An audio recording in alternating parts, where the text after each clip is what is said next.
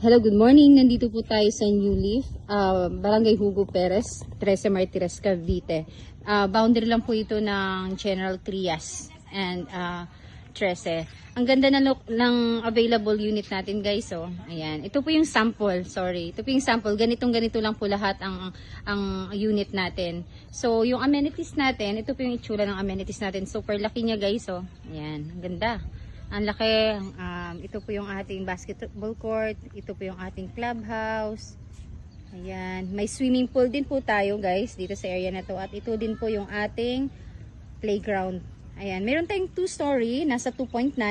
Itong Bernice po natin, guys, nasa 2.1 lang. At naka-promo po siya into 18 months. So, sobrang baba na po yung ating monthly DP, nasa 15,000 fixed. Okay? So, ito po yung sample ng finish turnover natin. Ganito po.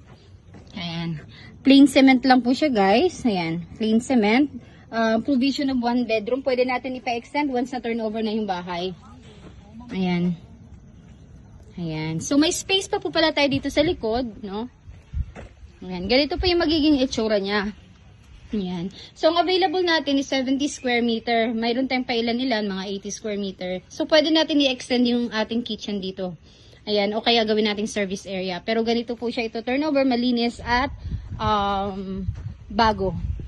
Okay? So, yan po guys yung ating new leaf. Ang ganda ng location natin. Napakataas po na area ito. So, wala pong magiging problema kung magkaroon ng baha. Okay? Yan po. Malapit sa school. 10 minutes lang mula SM Tresel. Ayan.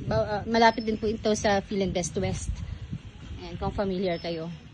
High school, elementary, may school po tayo. Paglabas po natin this way, ayan, nandyan po yung school natin. Alright? So, 15,000 na po yung ating reservation. Ayan, thank you.